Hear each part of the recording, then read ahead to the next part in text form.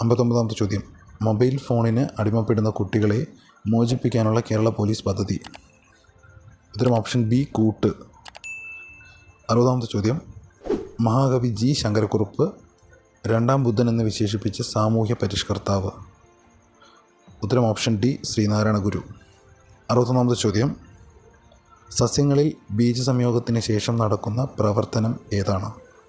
ഉത്തരം option A ovule വിത്താകുന്നു. 62-ാമത്തെ ചോദ്യം.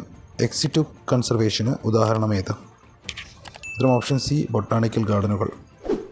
63-ാമത്തെ ചോദ്യം. ഗ്രന്ഥികോശങ്ങളിൽ കൂടുതലായി കാണപ്പെടുന്ന കോശാംഗം തിരഞ്ഞെടുക്കുക. ഉത്തരം ഓപ്ഷൻ ഡി ഗോൾഗി കോംപ്ലക്സ്. 64-ാമത്തെ ചോദ്യം. താഴെ തന്നിരിക്കുന്നവയിൽ രക്തത്തിൽ കാണപ്പെടുന്ന പ്രോട്ടീൻ കണ്ടെത്തുക. ഉത്തരം ഓപ്ഷൻ ബി ഗ്ലോബുലിൻ. 65-ാമത്തെ ചോദ്യം. തന്നിരിക്കുന്നവയിൽ മാംസ്യത്തിൻ്റെ ദഹനവുമായി ബന്ധമില്ലാത്തത് തിരഞ്ഞെടുക്കുക. ഉത്തരം ഓപ്ഷൻ ബി ലിപ്പേസ്. 66-ാമത്തെ ചോദ്യം. തന്നിരിക്കുന്നവയിൽ നിന്ന് തെറ്റായ പ്രസ്താവന കണ്ടെത്തുക. ഉത്തരം ഓപ്ഷൻ ബി വേനൽക്കാലത്ത് വാസോപ്രസിൻ്റെ അളവ് കുറവായിരിക്കും. 67-ാമത്തെ ചോദ്യം. രോഗങ്ങളുമായി ബന്ധപ്പെട്ട് തന്നിരിക്കുന്ന പ്രസ്താവനകളിൽ നിന്നും ശരിയും തെറ്റും കണ്ടെത്തുക. 1. എയ്ഡ്സ്, നിപ്പ എന്നിവയ്ക്ക് കാരണം വൈറസാണ്. 2. ക്ഷയം, എലിപ്പനി എന്നിവ ബാക്ടീരിയ രോഗങ്ങളാണ്.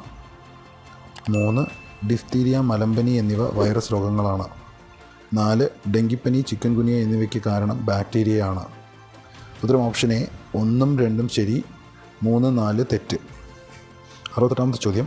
ക്യൂണി കൾച്ചർ താഴെ തന്നിരിക്കുന്നവയിൽ എന്തുമായി ബന്ധപ്പെട്ടിരിക്കുന്നു? മുയൽ വളർത്തൽ.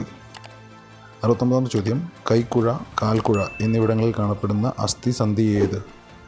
ഉത്തരം ഓപ്ഷൻ ഡി തെന്നി നീങ്ങുന്ന സന്ധി.